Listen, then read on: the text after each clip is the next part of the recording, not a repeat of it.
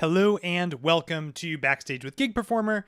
My name is Brett Pontecorvo, and we are here every Thursday meeting with professionals, semi-pro, hobbyists, touring musicians, everybody who's using Gig Performer to do awesome things, and today is no exception. If you're watching the stream right now, do go ahead and let us know where you are tuning in from. We would love to hear from you. I know we've got a recent backstage guest, Harry, tuning in from Austria. Harry, thank you so much for being with us. Today's question of the day is, how many plugin formats can you name without enlisting the help of a search engine? I was just trying to think about how many plugin formats I actually know, and it's maybe like 4. I don't want to say them because I don't want to ruin the fun here, but if you can think through plugin formats, do go ahead and let us know. Put that in the chat. Today, we have a really special guest coming on. If you guys have been around in the Gig Performer ecosystem, then you probably know that recently we have started a partners program, and the concept being Gig Performer is created by musicians for musicians, and so we're partnering with people who create products that the Gig Performer team actually uses. Things that we know and that we love, that we think would be great to share with people who are using Gig Performer. And one of our partners has generously agreed to join us today. His name is Christian Ziedslag, and he has created a website company called DDMF Fine Audio Software, where he creates fine audio software. And specifically, he's made a really cool plugin called the Metaplugin, and he's going to talk all about that today.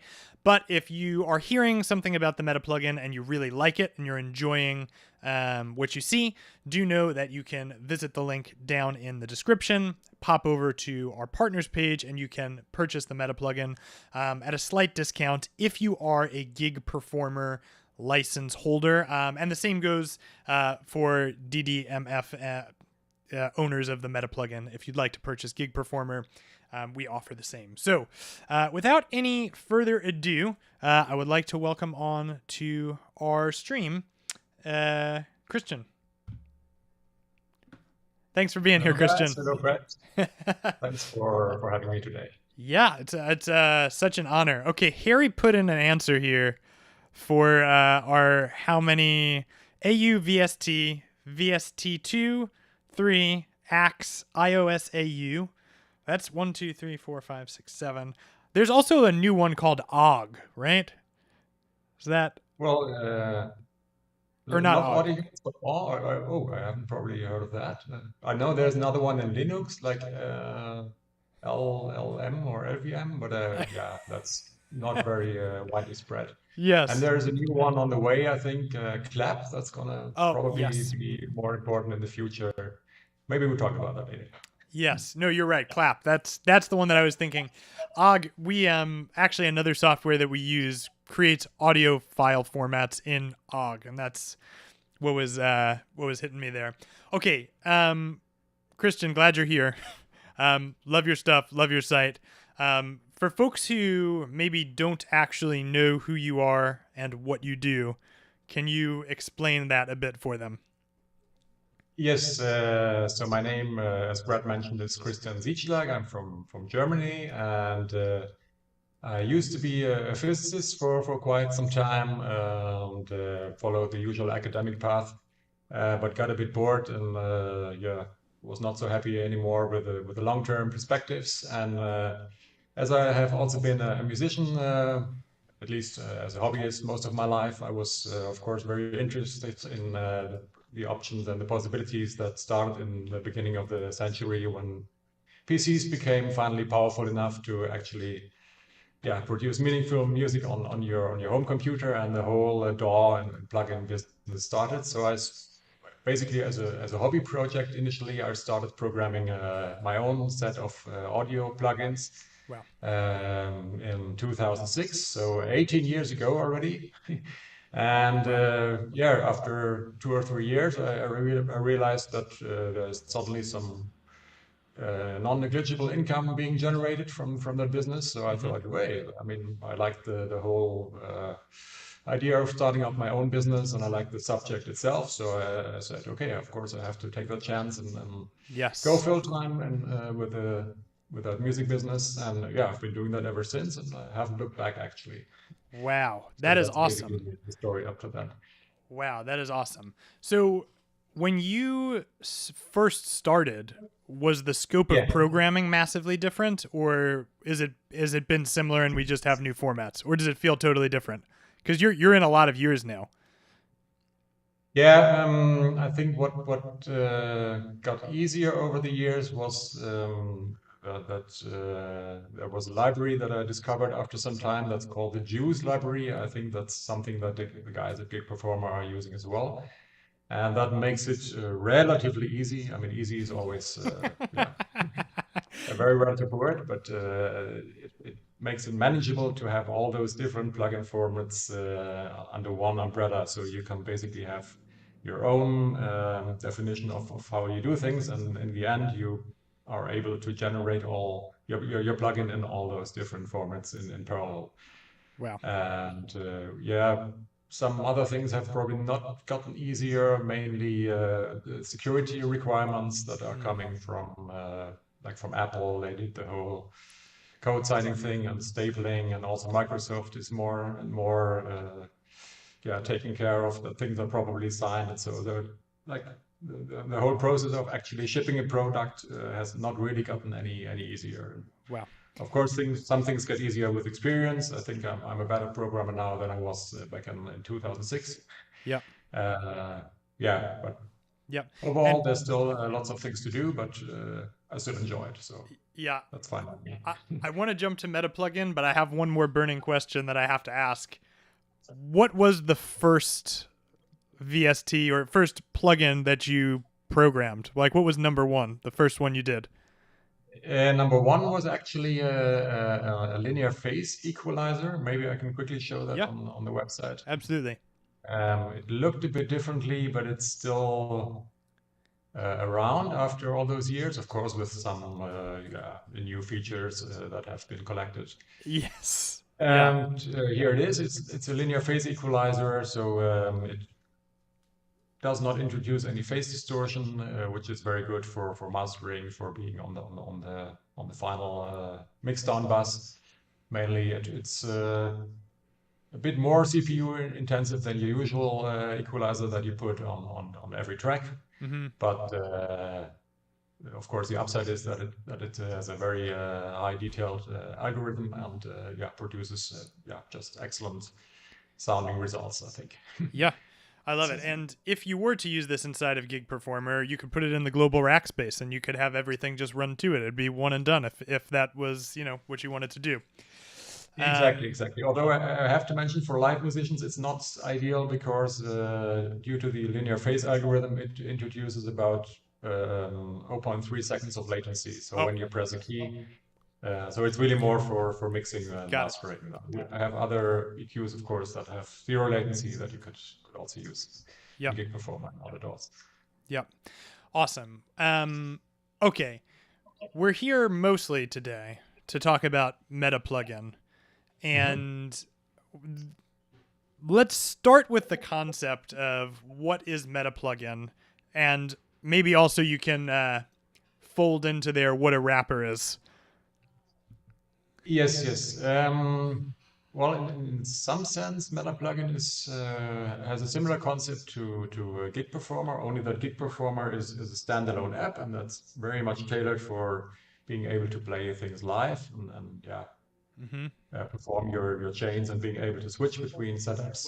But the underlying idea of having chains of plugins and being able to load third-party plugins into your program, whatever it is, and then being able to chain them together, creating interesting new routings. That's the thing that unifies these two products, I think.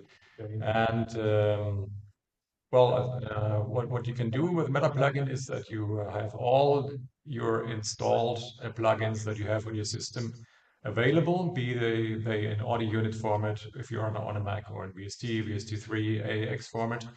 So that's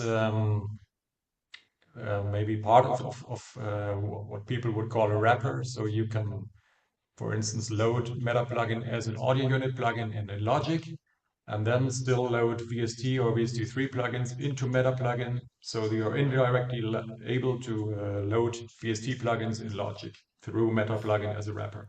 Wow. So that's one of the possible things that you can do.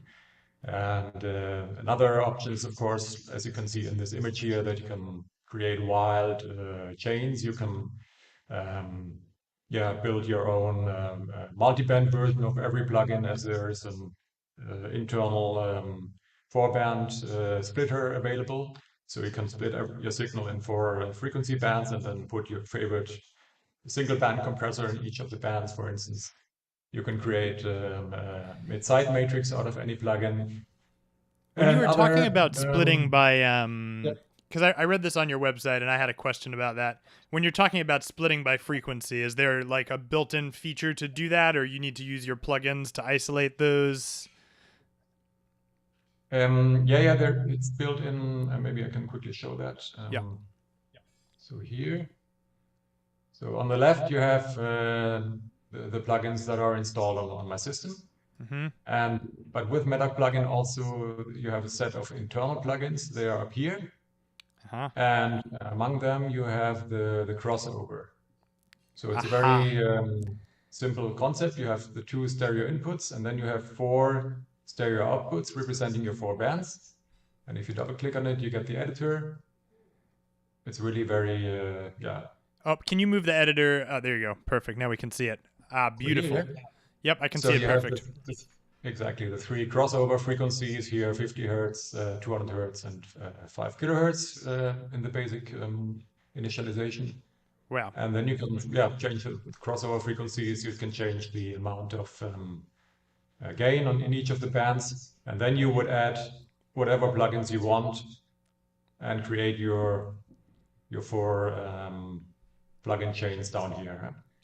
So you can, for instance, drag a plugin over here, connect it like this. So that's very, very similar to Gig Performer. I think the users should know that sort of chaining things together. And then you would have the compressor only in the lowest band, for instance. So that's one thing. That is really cool. So there's a lot of abilities within this. And just to try and repeat that to make sure I'm on the same page with you. So Metaplugin, when we think about it from the vantage point of being a wrapper, you can load Metaplugin in different formats. So if you wanted to run an audio unit inside something or a VST inside of Logic, which only accepts audio units, you could load the audio unit version of Metaplugin and put a VST inside of it. So that's just one thing. That's just one part. Yeah. The other part is that you can, very similar to the layout of Gig Performer, create configurations of plugins. Mm-hmm. And so you can sort of create a monster synth of your of your brainchild's desire inside of Metaplugin. Is that correct? Exactly. Yeah. And if I can quickly get back to the wrapping question. Yes. Another interpretation of wrapping is that you can also wrap 32-bit plugins into the 64-bit world. In 2024, 32-bit plugins are really slowly dying out, but that has been over the years a very big use case of Metaplugin. And in Windows, you still have a lot of plugins that were released in 2010, for instance. And then the developer somehow gave up, but the plugin is still out there, but only available as a 32-bit plugin. Then you can load Metaplugin into your 64-bit host, and then use the internal 30 to 64-bit bridge to load that plugin in your 64-bit DAW. So that's another wrapping solution. Some folks, for some folks, this may be a replacement for JBridge. Is one potential use case. Exactly, yeah. Yes, and just bears mentioning that the Metaplugin works both on Windows and Mac. So Exactly. yeah, Yeah. You, yeah. yeah, right. Okay, cool. So this is kind of the basic functionality, and he kind of understanding it. One of the things that initially was compelling about this product from the gig performer vantage point is that we have a built-in device that is designed to send audio, either audio or MIDI, between instances of gig performer or between other instances of, you know, maybe you want to record your outputs of gig performer or outputs of your DAW. The problem is many people do use Pro Tools, which does not allow you to load a VST. And so one of our most compelling use cases is we can now load GP Relayer inside of Pro Tools by making use of the Metaplugin. Can you demonstrate how this works? Yes, fingers crossed that it will actually work, but this is how it goes. So you start by opening a Pro Tools instance. Mm-hmm. So this is all live here, of course. Yep. And I've already put together the necessary chain.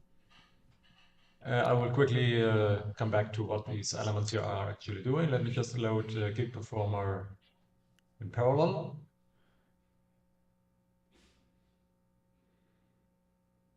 So I've just taken the standard piano setup of Gig Performer and added GP Relayer to it. Okay. So this is how it goes. Let's start with the first GP Relayer here in Gig Performer. Mm-hmm. As you can see, it is in receiving mode. Yep. Can you move that a bit more to relay the center of number the 1. screen so folks can? It's just a bit cut off. If you're able to Okay. move it, yeah, perfect. So here, okay. Yep, this is good. So this is receiving only MIDI data via the relay channel number 1. Mm-hmm. That MIDI data is going to piano pedals in the keys of the 70s.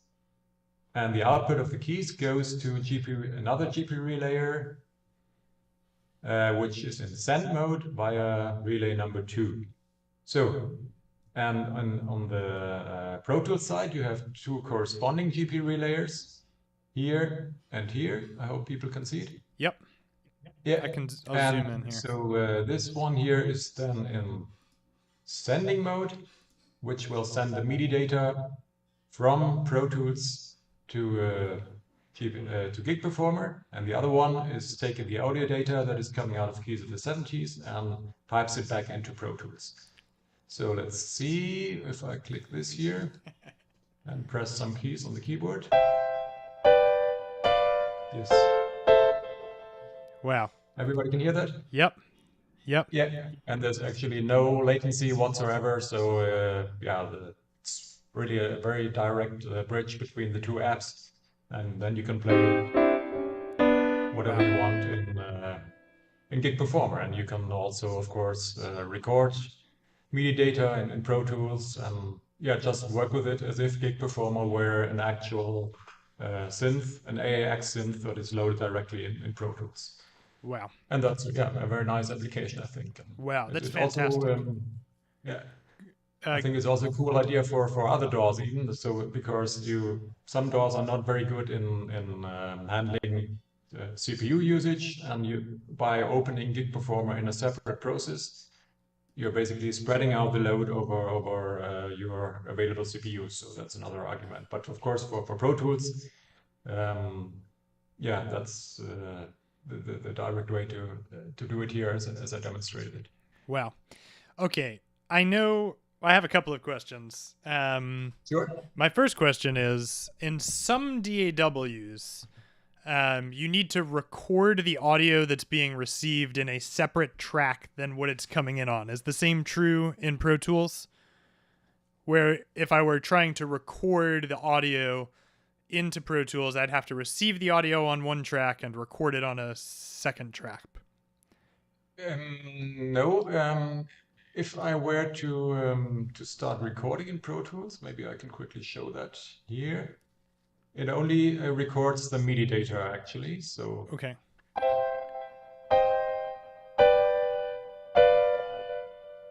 Got it. now we have the MIDI data here, Mm-hmm. and when we play back, there it is again. So all the sound is always generated from Gig Performer. Uh-huh. But then it looks like So in Gig Performer, you're not actually sending the audio to the outputs. So the audio is getting sent back into Pro Tools, right? exactly. So you've seen that correctly. Here you usually would have your audio output, no, from here to here. That's Right. my sound card. Right. Right. If I would do that, I would also get audio from Gig Performer, and I would probably just get twice the volume. But for this use case, I don't want that. I really Yep. want to make sure that all my audio is in the end arriving in Pro Tools and in Pro Tools only. Right. Same thing with MIDI. Yeah? I have disconnected the MIDI input of Gig Performer, which Mhm. would normally be going from here to here. And in place of that, I got my GP relayer, which gets the MIDI data from Pro Tools and then sends it through to the piano pedals and then to the keys instrument. Got it. And if you wanted to record the audio in Pro Tools, is that possible? Well, you would just add another, I think, another audio track. Okay, if you have like this one track here, that's a MIDI track, you could add a track which would then be a different bus, and you could send whatever is generated on this track here to the newly generated bus. Okay, that's one option. Yep. You could also forget about this MIDI track here altogether and start with an audio track only and have just a GP relayer that sends audio from Gig Performer into Pro Tools. And in that case, your Gig Performer would be receiving the MIDI and then sending the audio to your audio channel in Pro Tools. Yep. So that should work too. Yeah. Awesome. Okay, here's another question, which I'm like just piecing together now with the help of David. So you were mentioning you have a 32 bit bridge, and Metaplugin runs on both Windows and Mac. So, but I know Mac doesn't support the loading of 32-bit plugins, if I'm understanding that correctly. Does that work still on the Mac version?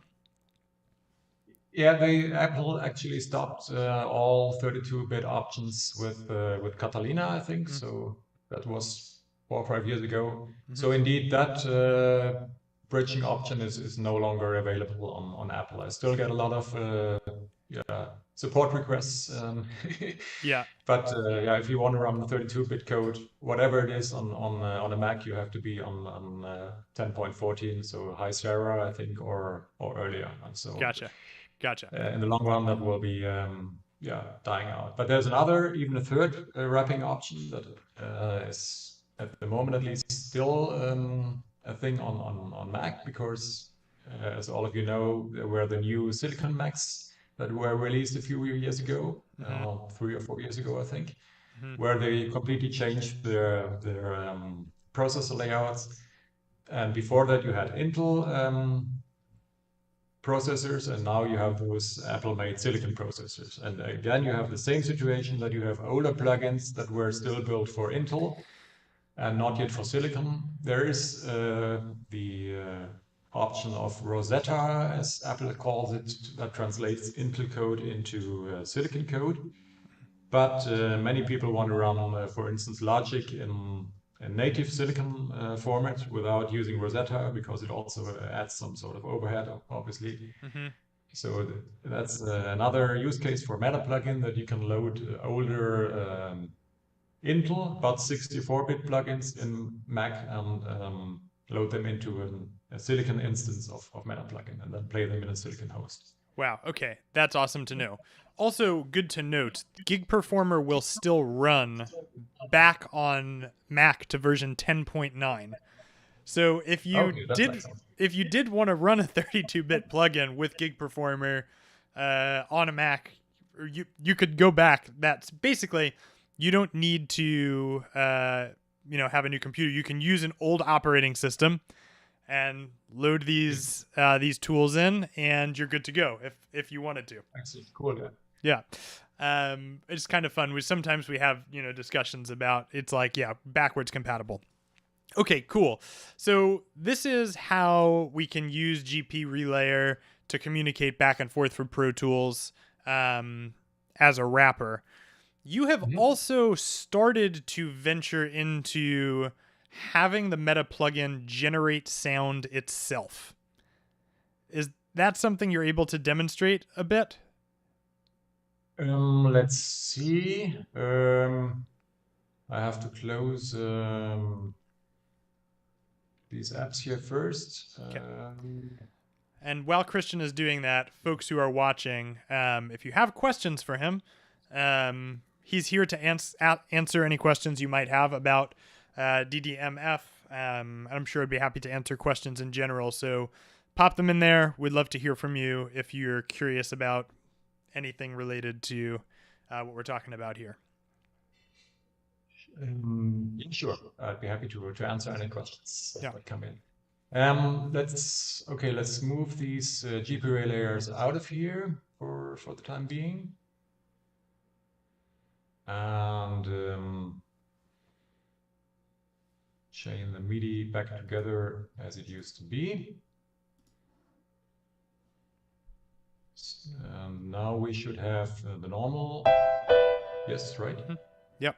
And now, of course, what you also can do, maybe that's an interesting thing, that you can see the two products acting together. Yep. Here as well. You can, of course, load Metaplugin into Gig Performer. Yes. So let's see. Here we go. Lots of pins and cables. Yep. Yes, it's true.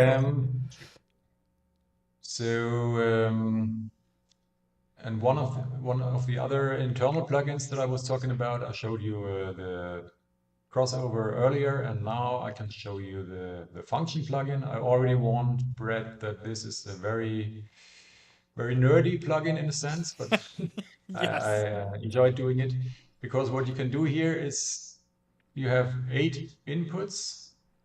They are shown here. Maybe I move it a bit more to the center. Yep. Yeah. I just zoomed in to show folks here that you have red your box. 8 inputs. Yes. Yep. And here you have your normal stereo outputs. So let's first connect those with the normal stereo out of Metaplugin, and then for the sake of demonstration, only connect the stereo channels going in here. So here we get the user interface where you can enter formulas that do stuff to your audio signal. Okay. So you can really go wild here and come up with whatever you want. Let's quickly demonstrate it. That X1 and X8 here are the variables for the input channels. Okay. So let's say X1 and X2 are the two stereo input channels. So if I do X1 is just, you can use sine, just a normal mathematical function. And you can also use these 4 parameters up here, A, B, C, and D. So let's make a frequency of, let's say, 2000. And you have also the T, which is the time. And now we should hear something.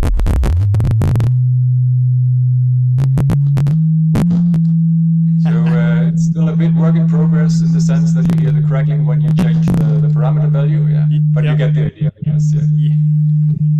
Okay. Since you have full freedom here in the mathematical expression that you can enter, you can generate sound, of course, if you have high frequencies like 2000. But you can also go to really low frequencies like 2 or 3 oscillations per second. And for instance, create modulations.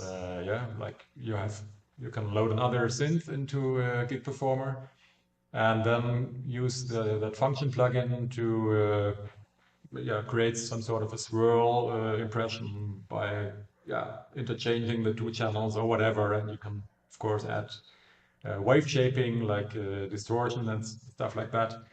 Wow. And I think it's also a nice playground, maybe for, on the one hand side, for very experimentally minded musicians, but also, of course, for fellow plugin developers who quickly can check out how a certain formula might sound without having to compile a full plugin always. Yeah, that's really cool. So when folks buy Metaplugin, how many included plugins come inside of Metaplugin?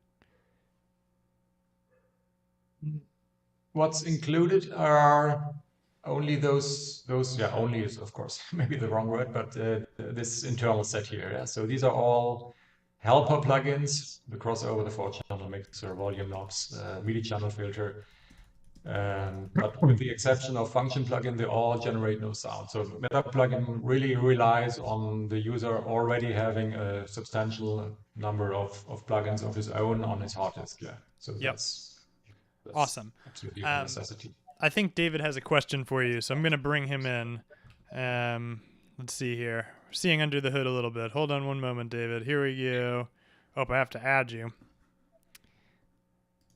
It's all done live, folks. It's all done live. Let's see here. Zoom. Add. There we go. And welcome, David. Hey, good morning, everyone. Christian, good to meet you. I've been a long time owner of Metaplugin, long before we got involved in this world, so I know it well. But I have a question. I didn't know about your function generator. Have you thought about implementing or including a version of something like Faust in there so that people could use that plugin and basically do general sound synthesis?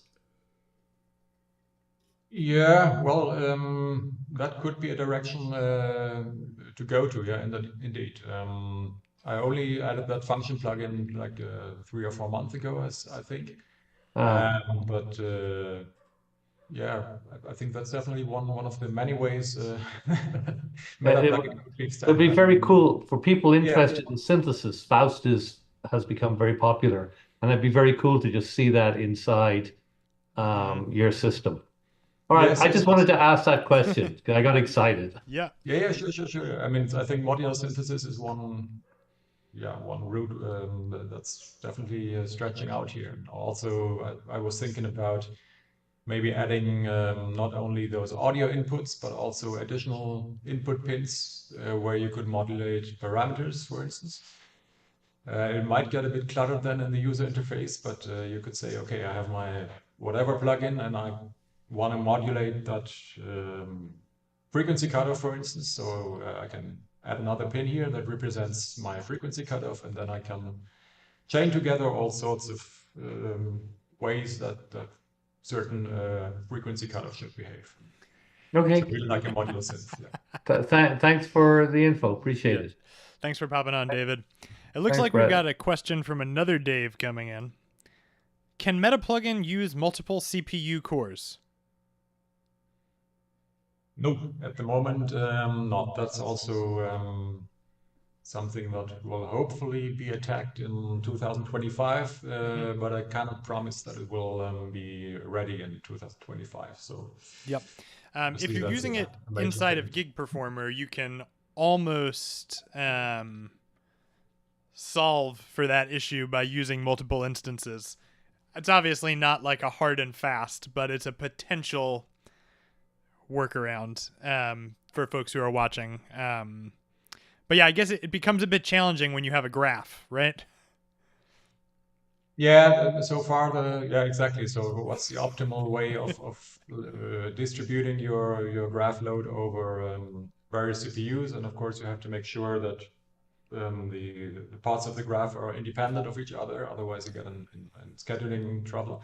But indeed, you can, as you mentioned, you can use Gig Performer and a set of GPU layers and basically create your own CPU load distribution machine like that. Yeah, I mean, it's probably it will take a few minutes to piece it together initially, but of course you can store it all as a graph and load it up later. And once you have done it, I mean, you have your 8 CPU whatever multi-synth engine. Mm-hmm. No problem with that. Yeah. Yep. But I Absolutely. agree, it would be even better if it were directly possible in Metaplugin. Yep.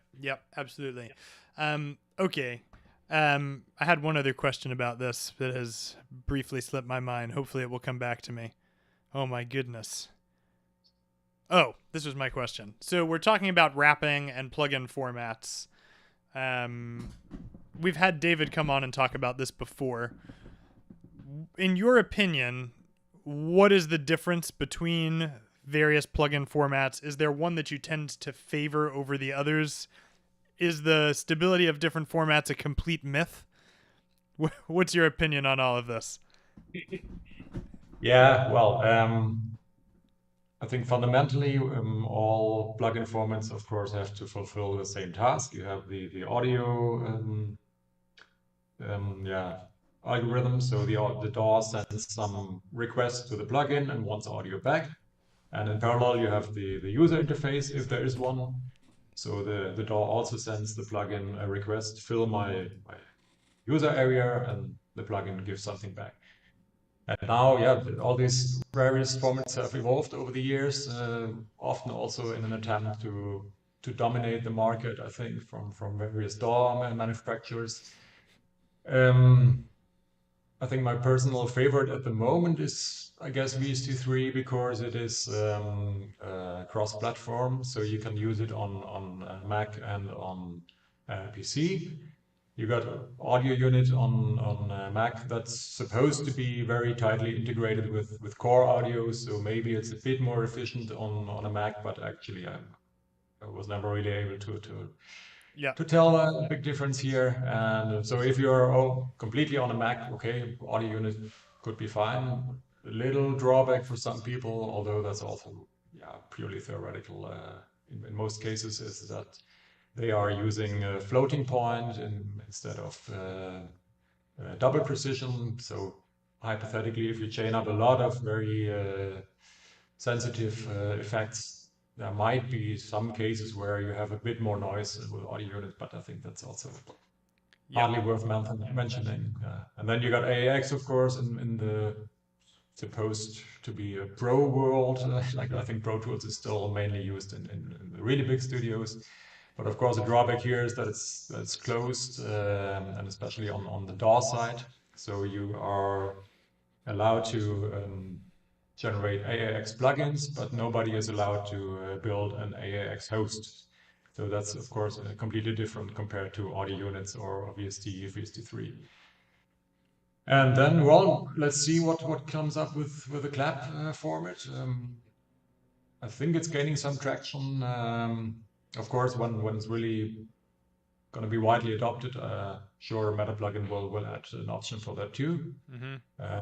Some things sound very exciting for MIDI enthusiasts. So yeah, like MIDI expressions for not only individual voices, but also individual notes in the individual voices. So really, and also a better CPU load distribution than what is available at the moment. Mm-hmm. So and of course it's also supposed to be free and open for everybody, compared to the VST format, for instance, where Steinberg still has the ultimate say, and they've been playing some sort of tricks with the transition from VST to VST3, for instance. So you're always at the mercy of the people who release the format. Yep. It's a fascinating question. I like to ask it because, it's like so niche, but yeah, it is, I think, super valuable. I have noticed that people have their favorite go-tos and they use them, and everybody seems to get a good result at the end of the day. So, okay. If you have any other questions for Christian, do go ahead and let us know. We do have one. I think the answer to this is yes, but I'll go ahead and let you answer it. Can Metaplugin load AAX plugins? Oh, actually, that's the problem that I just mentioned. So it's for legal reasons not allowed to release any software that can load AAX plugins. So that performs as an AAX host. I would love to do it, and I think it would be not such a big project to actually reverse engineer the AAX code. But yeah, of course, I have signed the necessary papers, so that's not going to happen. And unless if it change their minds, there will never be a similar option also from other plugin developers. That's just the way it is. Got it. Okay. But you can open Metaplugin inside of Pro Tools. So it is an AX, it just can't load an AAX. Right. So yeah. Perfect. So as a passive, as a plugin, it's available in AAX, as we've seen with the GPU layer. Yeah. But on the other side, that's not possible. Exactly. I think there are not many plugins out there that only come in AAX format and not in VST or audio unit. And yeah, of course, when you're Pro Tools aficionado, you want to stay in the AAX world, but rest assured that most people that release AAX and VST3 formats, they use the same code for the underlying audio algorithm, and then only in the end split it up into AAX and VST3. So it shouldn't really matter which format you use, and if you use it inside Metaplugin piped as a VST3 into AX, there's no difference than using it as an AX directly. Yep, absolutely. So for current Gig Performer license holders that would like to purchase DDMF, you can do so by going into the description and clicking on our link to the partners page. Everything is set up in there. It's going to ask you for your email and your Gig Performer license key, and it will handle everything, so you can go ahead and pop over to DDMF's website to check out at a 10% reduced rate. Christian, what's the current setup for the opposite direction? I know we're in the midst of getting all of that running. Yeah, the deal is the same. So all DDMF users were informed that there is a 10% discount available.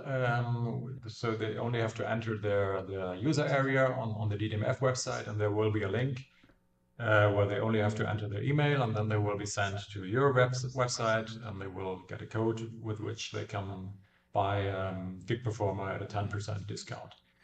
Awesome. Of course, I strongly recommend doing that, and I really mean that sincerely. I've really been a fan of Gig Performer in the last few weeks since I've been playing around with it, and it's incredibly fun and easy to use, and you get all those ready to play setups. It's just a really nice tool. Yeah. You have the benefit of being somewhat new to the Gig Performer world, and I always at the end of these streams ask, tips for people getting started. What would you recommend that they do? But since you're brand new, I've got a different question for you. What was I guess, how did you find getting started with Gig Performer? How easy or difficult was it for you? And was there anything you found particularly light bulb moment where you thought, oh, this is really cool inside of Gig Performer? Okay, maybe of course, since I already was used to the graph concept, I maybe had a little bit of a head start, but I found it incredibly easy to start with Gig Performer. I mean, you just load it, the first rec space comes up, or you select you want to play the piano or the Wurlitzer or anything. You're talking about the templates, right? Works, yeah. Sorry? You're talking about the templates, like the pre. Yes, right, yeah. Okay. And I think what I only realized last week, actually, maybe that's embarrassing, but the global rack space concept, that was really, really cool, because I thought, okay, actually I should have gotten that idea myself. There you go. Yeah, so that takes it like one layer up, so to speak, and you have all those things in parallel, and then it all goes through the global rackspace. And also, yeah, I mean, still not something to be taken for granted. Stability is certainly a non-issue with Gig Performer. I had not even the slightest hint of a crash yet, and Yeah. even though it uses all kinds of third-party plugins, and I know as someone who releases software that uses other people's software. That can sometimes lead to all sorts of compatibility issues, and Yes. well, I haven't had any so far. So yeah. Wow, that's awesome. That's awesome. Well, Christian, thank you so much for being with us. It's a real honor to get to chat with you, and we love your product. So thank you for partnering with us. Yeah, thanks for being here. Yeah, I thank you for inviting me. It was really a great pleasure to demonstrate a bit what can be done with Metaplugin and Gig Performer in tandem. And yeah, we'll see what else will come out of this. Yes, awesome. All right, folks. Well, thank you so much for being with us here. We'll be back soon, and do check out DDMF. And yeah, thank you guys. Have a wonderful rest of your Thursday. Thank you again, Christian. Okay, see you.